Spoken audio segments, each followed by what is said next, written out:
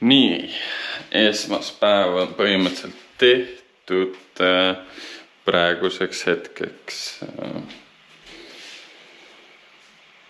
Jah, kell on 3, sai siin üks kiire Volvots tehtud tuttavale ja tahtsin siis näidata ka vahepeal siin kodusemalt tegevust. Ega siin praegu midagi muud ei olegi, kui sai sealiha pandud marinaadi ja põhjus, miks ma siis natuke kodusemat videot teen, on see, et ma firma nime ei ütle, aga helistati ja öeldi, et kuule, meil on selline asi, kohvimasinat ei taha. Vist ei taha. Siis ta minu arust lõpetas kõne ära või nii-öelda lõpetasime. Siis ta vist helistas mulle päev hiljem uuesti tagasi. Aga kuule, kas sa 7 päevaks proovida ei taha? Ja ma ütlesin, et davai, teeme ära, et mis see 7 päeva ikka on, kuna tuli ühe toad on juba otsas, aga tuli ka kõik need mingid proovipakid ja värgid-särgid, et ma mõtlesin, üks iga, 7 päeva tasuta fancy kohvi ja läheb minna. Aga nüüd ma vist näitasin selle brändiga ära, aga vahet ei ole, me nime ikkagi välja ei ütle, et not sponsored, aga igal juhul jah. 7 päevas siis muutus see asi nii-öelda siis lepinguks, et nüüd maksan siis iga kuu, aga kui ma müüsin endale selles mõttes see on kaval taktika 7 päevaks anda inimesele selle kätte, siis see inimene müüb ise endale selle lõpuks ära, et mul juba see kodus ja mugav ja endale müüsin siis selle maha selle põhjusega. Ma olin vist seal DriveLabi garaažis ja neil oli mingi vana kohviaparaat seal, mis niimoodi jeelid seal töötas. Ja siis ma mõtlesingi, et muidu nagu ma väga selline rendi inimene ise nagu ei ole. Pigem nagu tahaks kõike nagu välja osta. Just mõtlen nagu mingi inimesed rendivad endale neid nüüd tänapäeval juba autosid mingi 400 € kuus, et ise midagi tegema ei peagi ja nii edasi. Aga ma ise kuidagi old school vend tahaks nagu asja ikkagi lõpuks omada. Siis oligi see vana kohviaparaat oli läbi ja siis saingi nagu sellise ilmutuse või nagu, et ega see kohviaparaat niikuinii, kui sa liisid seda välja otseselt ei hakka ju mingi 1500 € aparaati osma või 800 isegi, vaid ikka võtad järelmaksu peale. Et siis 2 aasta pärast see kohviaparaat on nagu nii suht selline, ütleme niimoodi, et juba vana ja ütleme utiil. Et siis ega seal mingit väärtustast alles ei ole niikuinii jäänud, et ma olen näinud siin osad müüvad mingid vanasid kohviaparaate 60 € eest, et järelturgu talle niikuinii ei ole ja üle 2 aastat hakkab niikuinii ära väsima, et siis miks mitte ka rentida, et võtab siis paariks kuuks ja vaatab, kuidas on, et praegu panemegi ta tööl ära. Et juba jõudis ära, ma juba enne vajutasin seda nuppu. Et ta teeb igasuguseid kohvisid, aga see piimavoolik või nii-öelda, mis käib siia. Ma ei viitsi seda piimavoolikut nagu väga pesta, et siis ma pigem need hakkaski jälle loputama. Ennem ei loputanud. Ma panin ta sisse ära, et nagu kohe saan teha kohvi, aga ootame natuke aega. Olen ka siis nii-öelda modernne inimene ei joo pätikohvi. Kuigi pätikohvi on hea mugav, ütleme ausalt. See siin kogu aeg tahab mingit vee täitmist ja ma korra lähen programmi. Muidu tal seal pakkus nagu seda salvestanuppu ka, aga too ei millegi pärast rohkem ei tulnud. Paneme kangus ka, paneme 4, niikuinii on piimaga. Et jah, võtan lihtsalt selle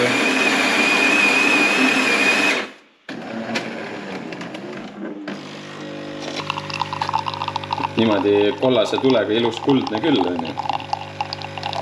Hea boonus on see, et nüüd kuna siin sees on see kohvipuru koht, siis alati tuppa sisse tuleb on hea kohvi lõhn on üleval nagu mingi barista ruumis või midagi.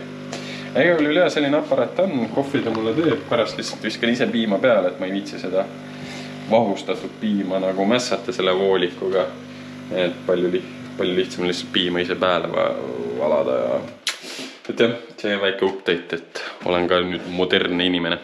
Aga joon kohvi ära, praegu on kuu algus, tuleb ikkagi arveid teha, maksta, sättida, mässata ja eilses puude lõhkumisest on kõik kohad nii kanged. Teisipäev, Pemmisaaga jätkub, võtsin Puksiiri remondist praegu ära, ta oli seal lihtsalt järjekorras ja tagasi siin selle Cabrio juures, et nüüd tuleb seda jälle liigutada. Pistik sisse. Mass on see.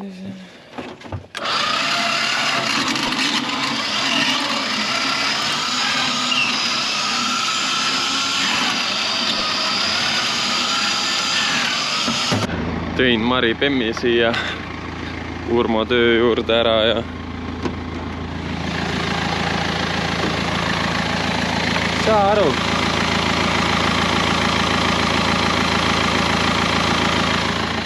Nüüd ei tee mingit häält ju. Et see, et ta ebaühtlaselt niimoodi käib, on tal kogu aeg probleem olnud ja see ongi kõige suurem probleem ja nii mõnigi ei ole aru saanud, et miks tal need asjad on. Ja praegu jah, nagu mina küll seda roolivõimu ei hakkaks vahetama, sellepärast, et selles ei ole küll mingi probleem. Ei mingi tundamist, mitte midagi. Praegu isegi pöörded ei kõigu.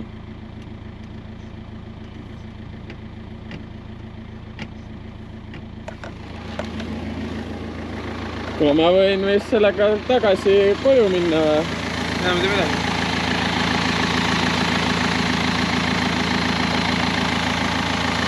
Koori taga hullult pöörded hüppasid, aga nüüd jälle ei hüppa.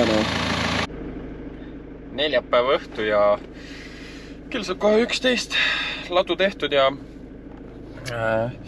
siin Puksiir on remondis ja nüüd tõin ka siis uue kaubiku nii-öelda remonti, et vaatavad selle elektrisüsteemi üle aku, keneka ja eelsüüteküünlad, et ta viimasel ajal läks maru kehvasti käima. Kuigi, kui aeg sai pantud, nüüd viimased 2 päeva on suht okeilt käima läinud. Nii et järjekordne anomaalia, aga ta pidi enda testrite asjadega kõik asjad ära kontrollima ja jahutusvedeliku leke oli ka. Aga eks sellest räägib siis, kui saab kätte, et mis ta siis kõik ära tegi ja Puksiiril samamoodi. Aga jah, klassika nii-öelda, mis ma siin juba teinud olen, et tõuks ootab ja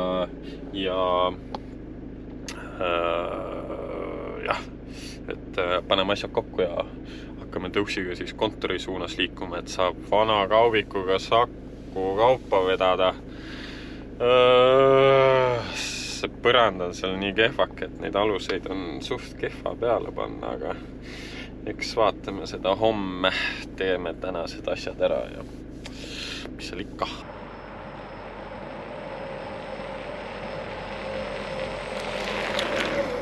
Pime on, aga jõudsin ilusti.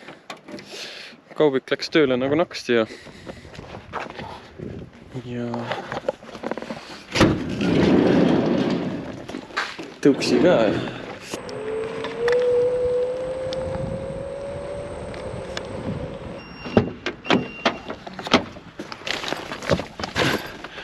Juba ongi reede ja tööle minek ja eile õhtul siis käisin, otsisin kaubiku ära jälle tõuksiga nagu ikka. Aga ma tahtsin näidata, kui hästi nüüd kaubik tööle läheb ja mis häälega võrreldes vanastiga.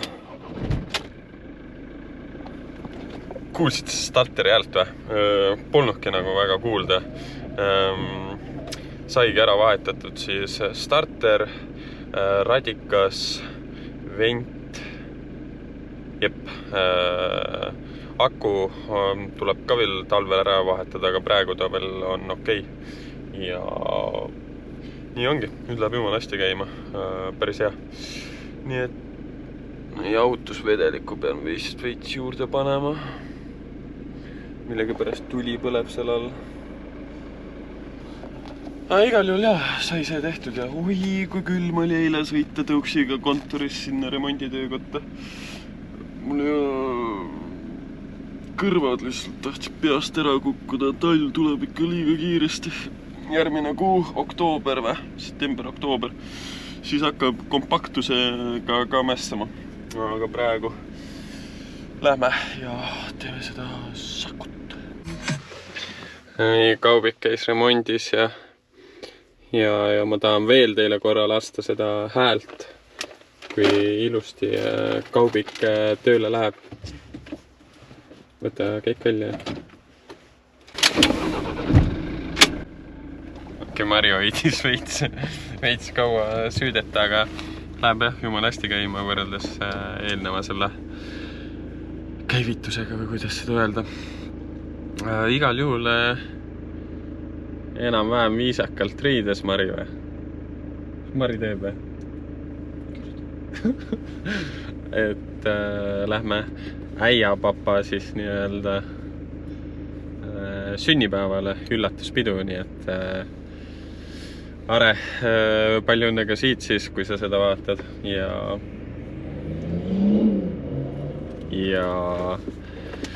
lähme siis hakkame siit Tartust liikuma, mul on 15 minutit helinenud stardiga, mul on selline anomaalia, ma ei tea, kuidas see asi laheneb veel, aga kaarti pealt on läinud 2 makset Boltile ja number 1 fookus on praegu siis mingi 28 € selle Bolt maksele.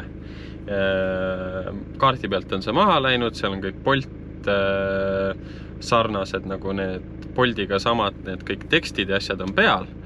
Aga Boltile kirjutades nemad ütlesid, et nende süsteemis seda makset ei ole ja bla bla bla. Ütlesid, et pöörduge enda panga poole ja blokeerige enda kaart ära. Kirjutasin pangale, kaart on praegu blokeeritud ja nüüd vaatasin 3. septembril, laupäeval, on läinud ka maha mingi 1.74 või midagi, aga ma laupäeval ei kasuta mitte ühtegi Bolt teenust, ei tõuksi mitte midagi. Ma tean küll seda, et vahepeal Bolt võtab nagu mingi viitega, palju see tagurdad? Võtab viitega, võtab asju maha, raha nagu bronnib ära, aga raha läheb maha nagu järgmine päev midagi, kui just nädalavahetus ka on. Aga ma ei mäletaks küll, et ma oleks mingi selle kohta ka minu arust ei olnud arvet, see ongi kõige imelikam, et ma ei tea, kuidas see saaga lõpeb, aga eks ma hoian teid kursis, aga jah, nüüd Mari rooli pandud ja lähme siis äia sünnipäeva pidama. Laupäeva õhtu saunas käidud ja tahtsin näidata, et sai siis täna kartult võetud ja siin all on ämbeb selle ära kõik sorteerima, aga jah, et tundub nagu suht suur põld, aga tegelikult ei olnud väga hullu korjata ja nüüd vist läheb Tartusse, ma ei tea veel. Pühapäev, kell on 3. Olen siin siis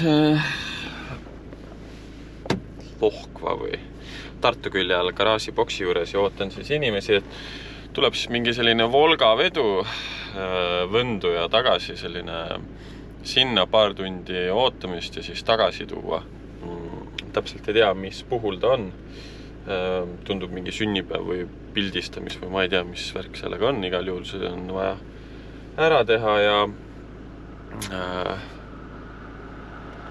nüüd olengi siin kahe vahel, et kas passin siis seal Võnnus kuskil jõe äärde või midagi paar tundi, teen telefonis aega parajaks või sõidan tagasi koju.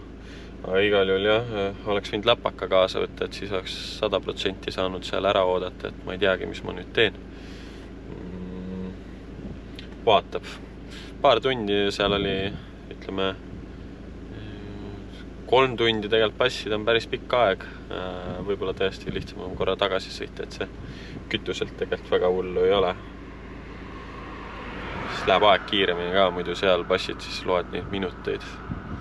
Suure tõenäosus siin on tagasi, aga vaatame, kuidas läheb ja hull mingi kahtlane mingi nägu läheb 8, siin mingi rant sees. Kaalust juurde võtma, siis läheb põsed ilusti punni tagasi. Ma ei tea, kuidagi hull ei saa üldse kuidagi selg valus. Sööri juurde vist minema.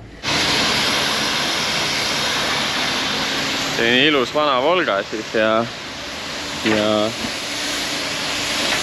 kõik silladetailid on ära õlitatud ja määritud ja karbid, et nii-öelda raudselt mingi musta numbri kandidaat, aga nii nagu ma ütlesin, siis läheb hooldekodusse viieks siis vanaisale vaadata, ma ei tea, kas on sünnipäev või midagi, aga minust päris äge, et niimoodi võetakse aeg ja viieks autot nagu vaadata, et ma kujutan ette, et talle see väga meeldib.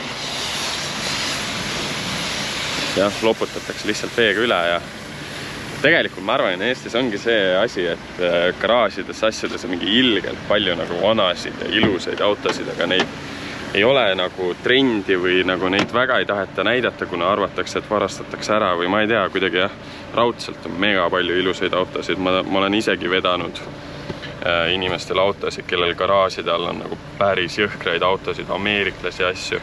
Lihtsalt ongi, ei näidata, ei räägita, kuna noh, mida rohkem tähelepanu sa tõmbad, seda suurem oht on siis langeda nagu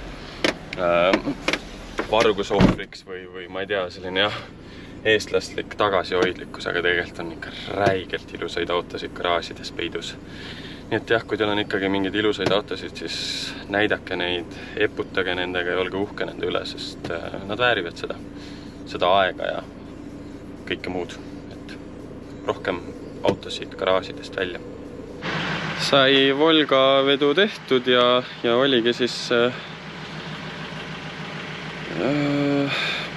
vanavanemate päeva puhul siis viidigi Volga siis omanikule nii-öelda näitamiseks ja minu arust see oli super idee, et väga hästi tehtud ja ma loodan, et mul omal ajal kunagi keegi samamoodi teeks, et tooks mu autosid mulle näidata või mu autot. Igal juhul ja see oli siis Raimar Transpordi ajaloo kõige vanem sõiduk, mis on veetud ja 63 väljalase siis päris vana. Igal juhul oli ka probleem siin, et rahvas tahtis teada, et mis asi siis on, et miks ma ei saa seda treilat siis nii-öelda tõsta, et mis siin siis nii rasket on, siis ma üritan näidata, et kui ma tahan tõsta, et mis siis kõik tõuseb üles. Proovime, kas sellest tuleb välja ka.